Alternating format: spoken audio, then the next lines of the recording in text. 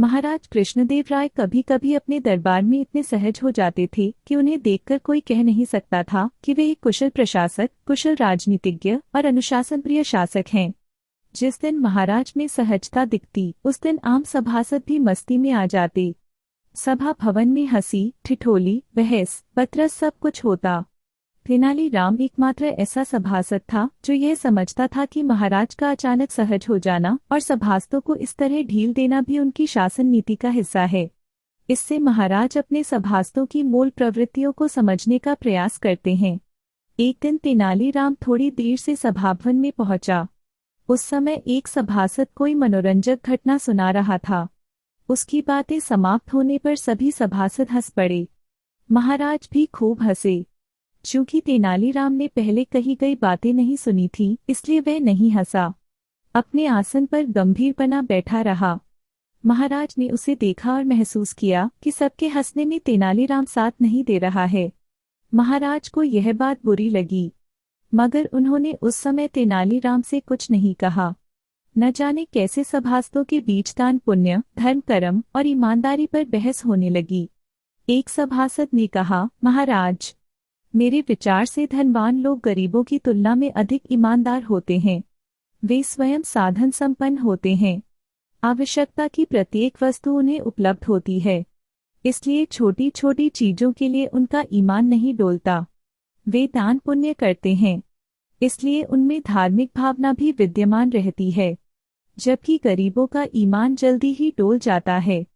तेनालीराम, जो अब तक चुप था, इस सभासद की बातें सुनने के बाद अपने आसन से उठा और बोला, महाराज, मैं माननीय सभासद के इस कथन से सहमत नहीं हूँ। मेरा विश्वास है कि गरीब आदमी अधिक धर्मभीरू होता है। वह भगवान से डरता है, इसलिए वह गलत काम करने से बचता है। ईश्वर का भय गरीबों को इतना अधिक होता है कि उसका ईमान इसी भय के कारण डोलता नहीं। धनवान में ईश्वर का भय इस तरह का नहीं होता। उसके दान पुण्य में भी लौकिक प्रतिष्ठा की चाह छुपी रहती है कि लोग उसे ऐश्वर्यशाली और परोपकारी के रूप में स्वीकार करें। तेनालीराम की गंभीर वाणी थोड़ी देर तक सभाभवन में अनुगूंज उत्पन्न करती रही। तेनालीराम के चुप होते ही महाराज ने कहा, तेनालीराम, तुम एक मूल बात भूल रहे हो। ईमानदारी एक मानवीय गुण है जो किसी में भी हो सकता है। इसमें धनवान और निर्धन की कोई बात ही नहीं है। तेनालीराम ने कहा, आप ठीक कह रहे हैं महाराज। बस मैं ये कह रहा था कि गरीबों के संघर्ष की ऊष्मा ईमानदारी की ऊष्मा के समरूप होती है। इसी ऊष्मा के कारण गरीबों में उचित अनुचित का ध्यान रखने की प्रवृत्ति विकसित हो जाती है। तो तुम फिर वही कह रहे हो कि गरीबों में ईमानदारी होती है और धनवान, वैभव संपन्न लोगों में अपेक्षाकृत इसका अभाव रहता है? महाराज ने पूछा। जी हाँ श्रीमान, यही कहना चाहता हूँ मैं, तेनालीराम ने निर्भीक होकर कहा। महाराज स्वयं वैभव संपन्न थे, इसलिए तेनालीराम की बातें उन्होंने व्यक्तिगत स्तर पर ले ली और तेनालीराम से कहा, तुम्हें प्रमाणित करना पड़ेगा तेनालीराम। मुझे स्वीकार है महाराज, तेनालीराम ने संक्षिप्त सा उत्तर दिया। सभा में जो सहजता थी, इस गंभीर चर्चा के कारण समाप्त हो गई। महाराज ने उसी समय सभा विसर्जित कर दी और तेनालीराम को रोककर शेष सभासदों को जाने दिया। लौट रहे सभासदों में इसी बात की चर्चा हो रही थी कि आज महाराज तेनालीराम से नाराज हो गए।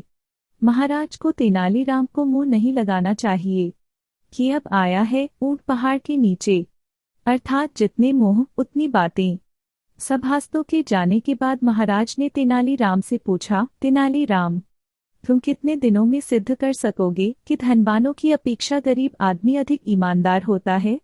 महाराज, मुझे 100 स्वर्ण मुद्राओं की 2 थैलियां और 2 सुरक्षा प्रहरी प्रदान करें। मैं यह बात 2 दिनों अर्थात आज और कल में प्रमाणित कर दूंगा कि धनवान लोगों में धन लोलुपता होती है, जो उन्हें ईमानदार नहीं रहने देती, जबकि गरीबों में धन लोलुपता नहीं होती। महाराज तेनालीराम के इस उत्तर से भीतर ही भीतर तिलमिला गए, मगर उन्होंने कुछ कहा नहीं। उन्होंने तेनालीराम को 2 थैलियों में स्वर्ण मुद्राएं और 2 प्रहरी उपलब्ध करा दिए। तेनालीराम उन्हें लेकर राजभवन से बाहर राजमार्ग की ओर चल पड़ा। तेनालीराम ने दोनों प्रहरियों को व्यापारी वेश में अपने घर आने का निर्देश दिया और स्वयं अपने घर चला गया। वह अपने साथ स्वर्ण मुद्राओं की थैलियां भी लेता गया। उसके घर पहुंचने के थोड़ी देर बाद ही दोनों प्रहरी व्यापारियों के बाने में उसके घर पहुंचे। तेनालीराम उन्हें लेकर विजयनगर के बाजार में चला आया और देर तक इधर उधर टहलता रहा। वापसी के समय उसने दोनों प्रहरियों को एक एक स्वर्ण मुद्राओं की थैली थमा दी और एक को किसी धनी व्यापारी के आगे चलते हुए थैली कहीं सुनसान इलाके में गिराकर उसका पीछा करने को कहा। उसने प्रहरी को उस धनी आदमी को भी दिखा दिया जिस धनी आदमी के आगे उसे चलना था। पुनः दूसरे प्रहरी को एक गरीब आदमी के आगे आगे जाने का उसने निर्देश दिया और प्रहरी को बता दिया कि उस गरीब आदमी का गंतव्य क्या है। इस प्रहरी को भी तेनालीराम ने सुनसान स्थान पर थैली इस तरह गिराने को कहा जिसे वह गरीब आदमी देख ले। अपनी व्यूह रचना तैयार कर लेने के बाद उसने दोनों प्रहरियों को यह निर्देश भी दिया कि वे दोनों थैलियां गिरा देने के बाद तेजी से आगे जाएं और कहीं छुप जाएं। जब उनका शिकार राह में गिरी थैली लेकर बढ़े तब वे उनका पीछा करें और देखें कि वे थैली का क्या करते हैं। अपने द्वारा दिए गए निर्देशों से तेनालीराम संतुष्ट था। उसे विश्वास था कि आज रात में ही उसे वांछित प्रमाण प्राप्त हो जाएगा। दोनों प्रहरियों को विदा करने के बाद तेनालीराम अपने घर लौट आया। दूसरे दिन सुबह ही दोनों प्रहरी तेनालीराम के घर पर पहुंच गए। वह उस समय दरबार जाने के लिए तैयार हो रहा था। उसने प्रहरियों से पूछा, क्या समाचार लाए हो? एक प्रहरी ने तेनालीराम से कहा, श्रीमान, मैं आपके निर्देश पर जिस व्यक्ति के पीछे गया था उसका नाम गिरधारी लाल है। उसकी बाजार में सोने चांदी के जेवरों की दुकान है। बहुत पैसे वाला आदमी है वह। अभी उसकी बात पूरी नहीं हुई थी कि तेनालीराम ने उसे टोक दिया, अरे भाई, मैंने तुम्हें किसी के पीछे नहीं भेजा था, आगे भेजा था। ठीक से सारी बातें बताओ। क्षमा करना श्रीमान, भूल हो गई, प्रहरी ने कहा और कल शाम को घटित घटना बताने लगा। श्रीमान, जब मैं उस आदमी, मेरा मतलब है कि गिरधारी लाल के आगे आगे चलते हुए एक पेड़ के पास पहुंचा तो मुझे राह पूरी तरह खाली दिखी। मौका देखकर मैंने स्वर्ण मुद्राओं की थैली गिरा दी और सामान्य चाल से आगे बढ़ता रहा, मानो मुझे थैली गिरने का भान ही नहीं है। कुल 4 कदम चलकर मैंने अपनी गर्दन पीछे की ओर हल्के से घुमाई तो पाया कि वह व्यक्ति नीचे गिरी थैली उठा रहा था। मैंने अपनी गति बढ़ा दी। थैली उठाने के बाद वह थोड़ी धीमी गति से चलने लगा।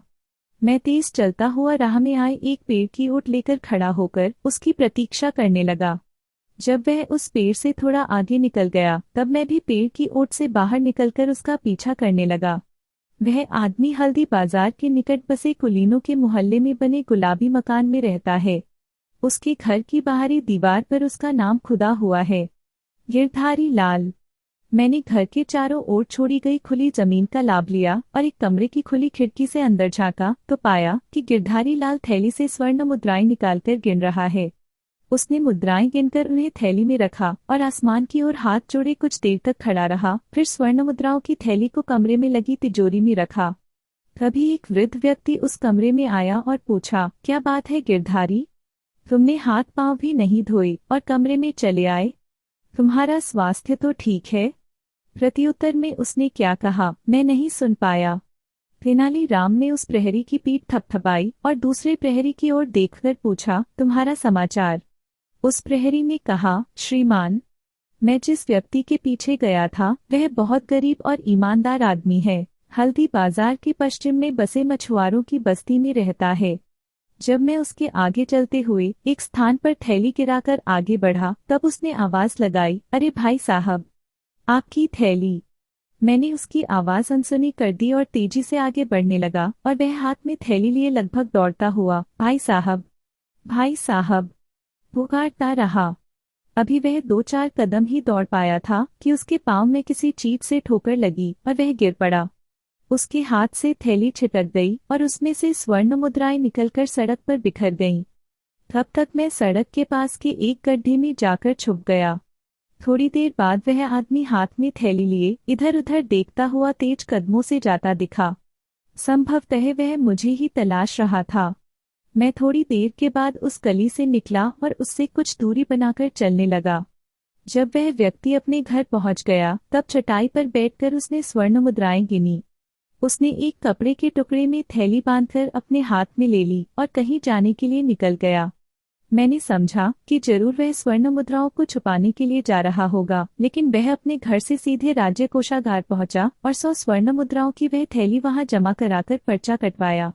उसके बाद वह अपने घर चला आया। राज्य कोषागार में उसने पर्चे पर अपना नाम रामानुजम लिखवाया है।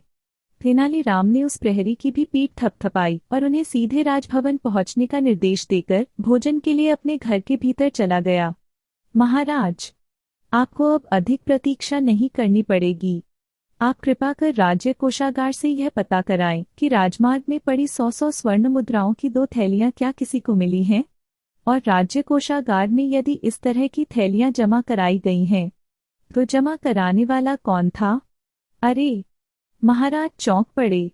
क्या बात हो गई तेनालीराम? तुम शेष सभासदों के आने की प्रतीक्षा भी नहीं करना चाहते? उन्होंने तेनालीराम से कहा। महाराज, तेनालीराम ने विनम्रता से कहा, जिन 2 प्रहरियों की सेवाएं मैंने ली थी वे दोनों रात भर जगे रहे हैं। मैं उनकी सेवाएं वापस करने के उद्देश्य से ही सभा शुरू होने के समय से पहले पहुंच गया। कृपया वांछित सूचनाएं मंगाने में मेरा सहयोग करें।